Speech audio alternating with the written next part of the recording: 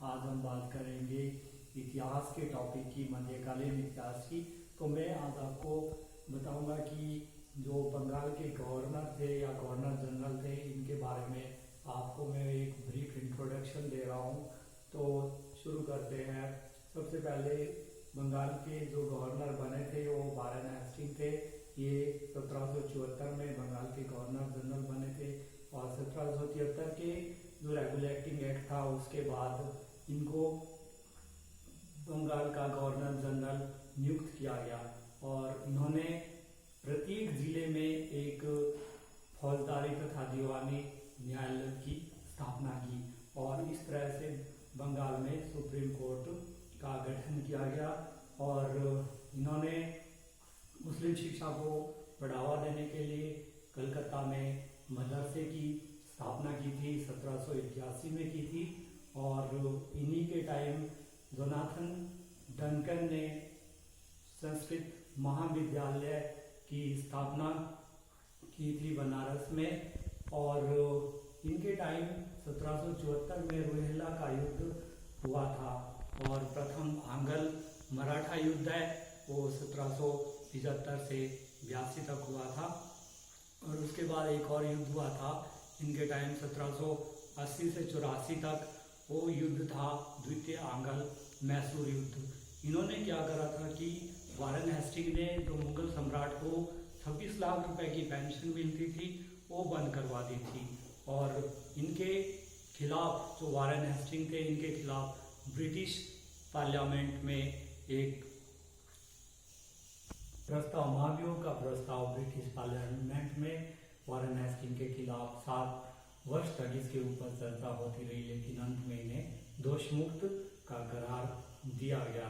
तो इन्होंने जो काफ़ी अच्छे काम भी किए, इन्होंने कमेटी ऑफ रिवेन्यू की स्थापना भी की और जो संस्कृत का वो था, मतलब इन्होंने जो इनके टाइम संस्कृत महाविद्यालय भी बना था। और 1784 में विलियम जोन्स ने the Asiatic Society of Bengal की स्थापना भी की।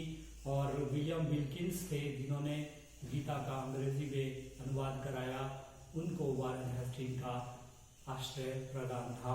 उसके बाद आते हैं आपके 1786 से 93 तक, 1793 तक आते हैं आपके लॉर्ड कॉर्नवालिस। लॉर्ड कॉर्नवालिस के टाइम तृतीय आंग्ल मैसूर युद्ध हुआ था 1790 से 92 के बीच। इसमें टीपू सुल्तान की हार हुई और 1792 में बैसिन की संधि हुई। और कॉर्नवालिस ने क्या किया कि स्थायी बंदोबस्त लागू किया, जिससे कि एक नए वर्ग, जमींदार वर्ग का उदय हुआ। और इसने क्या किया कि जो जितनी भी फौजदारी न्यायालय थे उसमें जितने भी भारतीय जजों से नियुक्त फौजदारी अदालतें थी उनको समाप्त करके उनके स्थान पर 4 भ्रमण करने वाली अदालतें स्थापित की, जो कि 3 बंगाल के लिए थी और 1 बिहार के लिए थी। और वारेन हेस्टिंग के टाइम कंपनी के जो कर्मचारी थे उनको व्यक्तिगत व्यापार करने की अनुमति नहीं दी गई। और कॉर्नवालिस कोड का निर्माण किया गया, जिससे कि शक्ति के पृथक्करण का सिद्धांत सामने आया। अलग प्रशासनिक तथा न्याय की इकाई गठित की गई और कॉर्नवालिस ने अनेक पुलिस अधिकारियों की नियुक्ति की तथा पुलिस थाने भी बनाए। इसे जो है भारतीय जो प्रेस थी उनसे भी प्रतिबंध हटा दिया गया। कॉर्नवालिस को भारतीय सिविल सेवा का जनक भी कहा जाता है।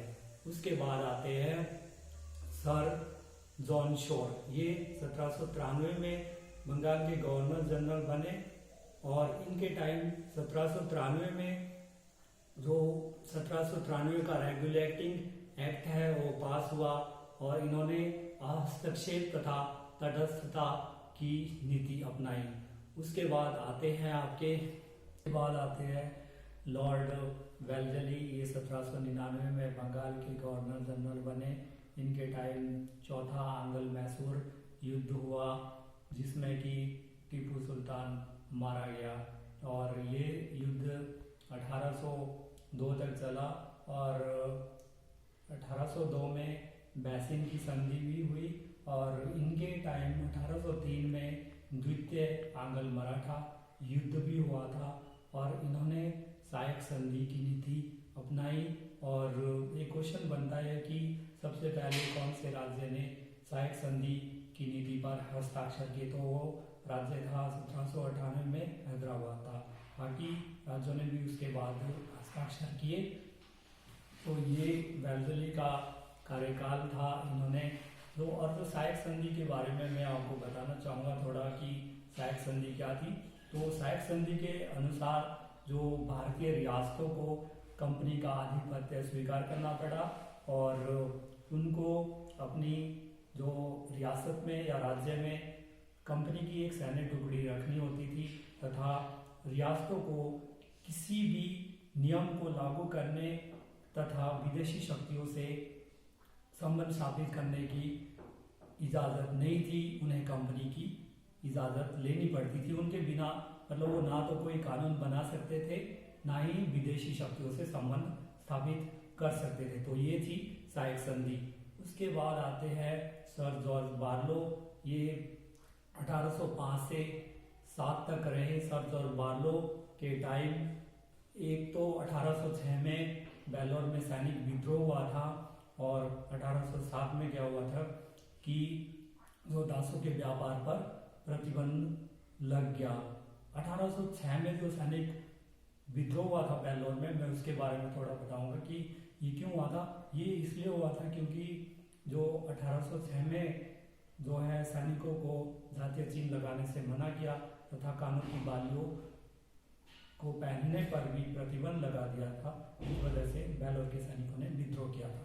बाद आते हैं आपके लॉर्ड मिंटो। ये 1807 में बने बंगाल के गवर्नर जनरल और इनके टाइम जो है महाराजा रणजीत सिंह के साथ संधि हुई थी अमृतसर की। उसके लिए 1809 में इन्होंने चार्ल्स मेडकॉक को भेजा। नेक्स्ट आते हैं आपके लॉर्ड हॉर्डिंग्स।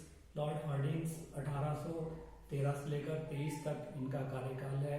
इनके समय सबसे पहले जो आंग्ल नेपाल युद्ध हुआ था, प्रथम आंग्ल नेपाल युद्ध हुआ था, उसके पश्चात नेपाल के साथ सुगौली की संधि 1816 में लॉर्ड हॉर्डिंग्स के समय हुई और 1818 में तृतीय आंग्ल मराठा युद्ध हुआ जिसमें मराठों की बुरी तरह से हार हुई और इन्होंने लॉर्ड हेस्टिंग ने पिंडारियों का बुरी तरह से दमन किया। इनको पिंडारियों का दमन करने का श्रेय भी दिया जाता है और 1822 में काश्तकारी अधिनियम भी इन्हीं के समय पारित हुआ था।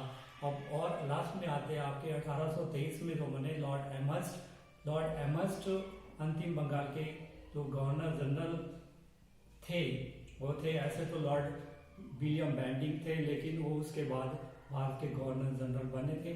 तो 23 में जो बने थे वो लॉर्ड एमहर्स्ट थे और इनके टाइम 1824 में प्रथम आंग्ल बर्मा युद्ध हुआ था। और इतना ही आज के लिए गाइस, और please like and subscribe my channel. Thank you very much.